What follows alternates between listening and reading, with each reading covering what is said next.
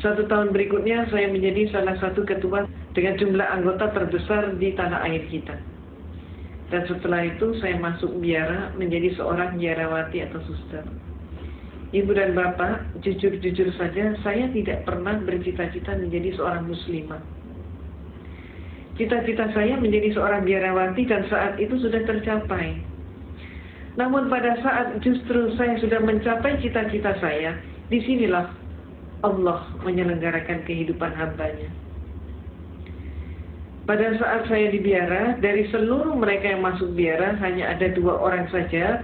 Satu adalah diri saya yang diberi tugas khusus, yaitu untuk kuliah di biara dan sekaligus kuliah di Institut Filsafat Teologi yang disebut Seminari Agung, pendidikan akhir pastor. Di sanalah saya menekuni comparative religion, termasuk menekuni Islamologi. Tapi Islamologi yang saya terima di sana bukan untuk menyatakan Islam agama yang hak, tapi sebaliknya untuk menyatakan Islam agama yang jelek. Mereka menyatakan, kalau Anda ingin tahu tentang Islam, lihat saja umat Islam di Indonesia. Maka di Indonesia ini orang yang melarat agamanya apa? Islam. Yang bodoh agamanya apa? Islam. Yang kumuh di bantaran sungai agamanya apa? Islam. Yang kehilangan sandal sepatu hari Jumat siapa? Islam. Yang nggak mau bersatu, bercerai-berai terus siapa? Islam. Yang jadi teroris siapa? Juga dikatakan Islam. Maka teman-teman saya sepakat dengan kesimpulan bahwa kalau begitu Islam agama yang jelek. Pada saat itulah saya katakan penyimpulan itu belum benar. Islam jangan hanya dilihat di Indonesia, coba kita lihat bagaimana di negara-negara yang lain. Saya kemukakan contoh, coba kita lihat bagaimana di Filipina. Di Filipina ternyata orang yang melarat dan bodoh agama mereka bukan Islam, tapi adalah Kristen dan Katolik. Meksiko adalah negara yang miskin, dan di sana yang jadi maling ayam, pencopet, pencuri, pemabuk, pemerkosa, penjudi dan lain sebagainya tidak ada satupun yang Islam. Semuanya adalah Katolik atau Kristen. Mesir keadaannya berbalik dengan tanah air kita. Kalau di Indonesia kita berbicara tentang pembantu rumah tangga dan dikatakan beragama Islam, majikannya banyak yang non-Islam, tapi kalau di Mesir terbalik. Di Mesir justru majikan beragama Islam dan pembantunya justru Kristen dan Katolik, dan selaris yang paling murah mereka datangkan dari Filipina yang beragama Katolik. Irlandia adalah sebuah negara yang tidak pernah selesai dengan konflik internal antara selatan dan utara. Dan yang konflik itu tidak melibatkan seorang pun yang Islam. Semuanya yang konflik adalah orang Protestan dengan orang Katolik. Mereka itulah yang saling membantai dan saling membunuh. Dan oleh masyarakat Eropa, yang dijuluki sebagai teroris itu adalah Irlandia dengan julukan khusus sebagai teroris Eropa. Lebih lanjut lagi kita ke Italia. Di Italia yang menjadi gembong obat bius dan perjudian, tidak ada satupun yang Islam. Semua mafioso beragama Katolik. Maka saya katakan kepada dosen saya, Pater, sebutannya Pater atau Pastor, saya katakan Pater, tidak terbukti bahwa Islam jelek.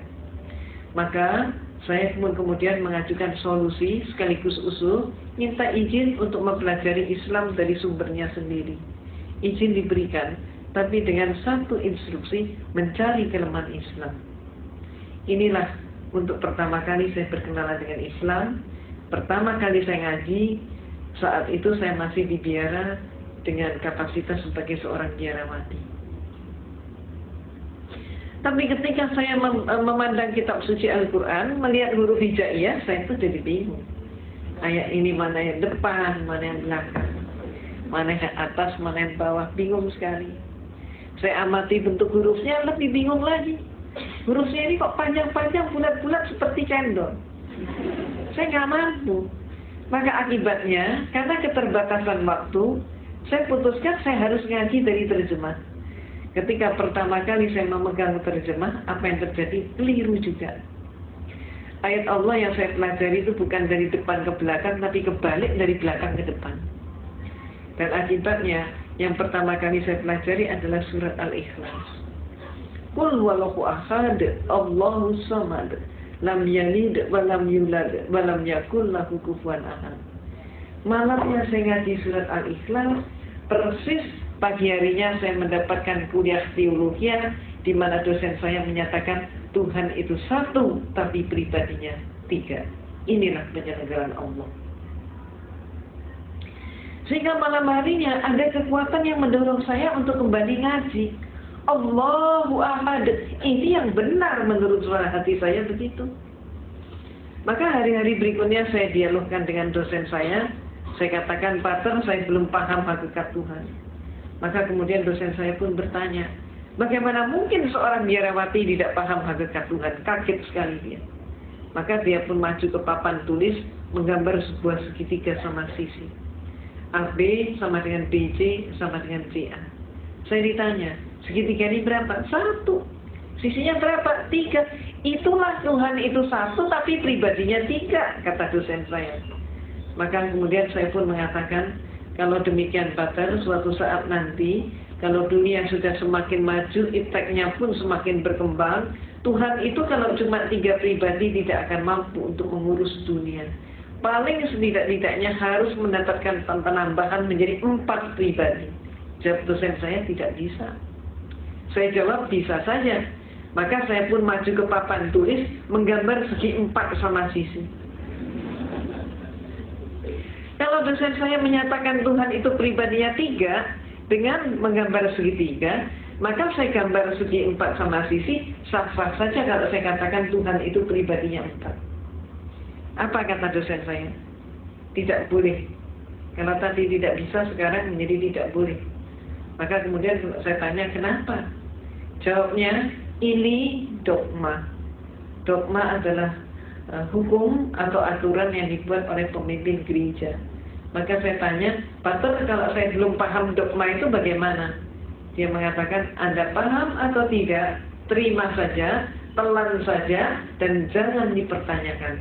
Kalau Anda bertanya, kalau Anda ragu, hukumnya dosa. Walaupun saya sudah dijawab seperti itu, tapi malam hari ada keinginan yang demikian kuat untuk kembali mengkaji Al-Quran. Demikian terus-menerus terjadi, sehingga saya pun semakin ingin berdialog dengan dosen saya tentang masalah konsep Tuhan, tentang masalah tauhid, kalau kita menyebutnya demikian. Maka antara lain saya pernah bertanya, Pater yang buat meja ini siapa? Saya pernah bertanya begitu. Maka kemudian dosen saya nampak dia menangkap ada sesuatu yang lain di balik pertanyaan saya. Dia tidak mau menjawab, bahkan saya disuruh menjawab sendiri. Dan saya pun menjawab. Saya katakan, Pater, kalau menurut saya yang membuat meja ini pasti tukang kayu. Lalu kenapa? Pasti tanya lagi dia. Saya jawab, kalau menurut saya meja ini walaupun dibuatnya setahun yang lalu, sampai 100 tahun kemudian meja ini tetap meja, tidak berubah menjadi tukang kayu, dan tidak ada satupun meja yang mampu mengubah dirinya menjadi tukang kayu. Tukang kayu tidak boleh dipersamakan dengan meja. Maka dia pun bertanya, apa maksud Anda? Saya katakan, Pater, menurut pengamatan saya, Tuhan itu menciptakan alam semesta dan seluruh isinya termasuk manusia. Maka ada manusia yang dilahirkan setahun yang lalu. Sampai 100 tahun kemudian, ternyata dia tetap manusia. Bahkan sampai kiamat pun manusia tetap manusia. Tidak ada satu manusia pun yang mampu mengubah diri yang menjadi Tuhan. Dan Tuhan tidak boleh dipersamakan dengan manusia. Malamnya saya ngaji lagi. Dan hari-hari berikutnya saya dialog lagi, saya diskusi lagi. Saya pernah menyatakan juga, Pater, siapa yang melantik RB? Saya ditertawakan kali ini. Bagaimana mungkin seorang biarawati nggak ngerti siapa yang melantik RB? Maka saya jawab, sebetulnya saya mengerti. Maka kemudian dia baru tersenyum, dia kaget sekali. Apa sih maksud Anda? Dia tanya. Coba menurut Anda siapa? Coba silakan jawab. Bertubi-tubi saya digitukan. Dan kemudian saya katakan, Pater, kalau menurut saya yang melantik RW pasti eselon di atasnya, lurah ataupun kepala desa. Kalau sampai ada RW dilantik oleh RT, maka jelas pelantikan itu tidak sah.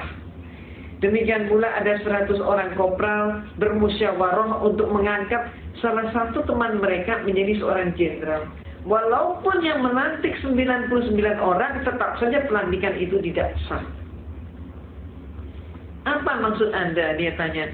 Maka saya katakan, Pater, menurut pengamatan saya, Tuhan itu menciptakan alam semesta dan seluruh isinya termasuk manusia. Manusia hakikatnya sebagai hamba Tuhan. Maka kalau ada manusia melantik sesamanya manusia menjadi Tuhan, jelas pelantikan itu tidak sah. Malamnya saya ngaji lagi, terus seperti itu. Dan kemudian saya diskusi lagi, sampai pada klimaksnya saya bertanya tentang sejarah gereja.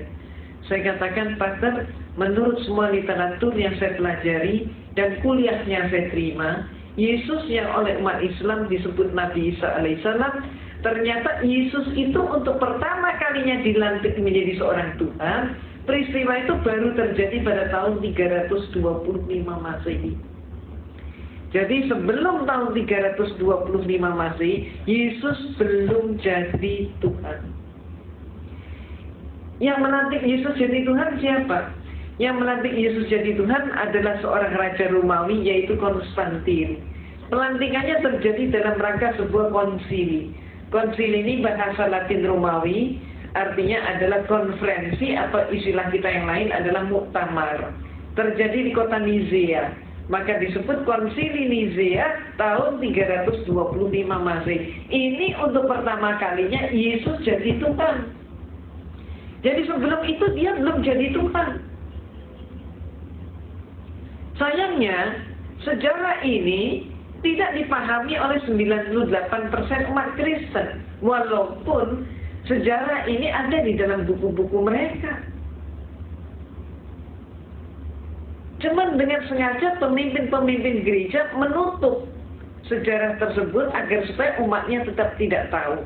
Kenapa? Kalau sampai umatnya tahu, umatnya akan terguncang sekali kalau mengetahui Yesus diproses dari manusia menjadi Tuhan. Dan yang melantik adalah seorang manusia. Maaf, keadaan yang terjadi di tanah air kita, Kristennya sendiri juga nggak ngerti konsep ketuhanan Yesus. Tidak tahu sejarahnya. Mereka kemudian menyerang kita umat Islam dengan program kristenisasi dan pemurtadan, sedangkan kita umat Islam juga sayangnya nggak tahu sejarah itu. Itu sebabnya apa yang saya informasikan ini termasuk menjadi bekal dakwah kita. Kalau ada serangan, katakanlah yang hak itu hak, yang batil itu batil. Sejarah ini perlu diungkap.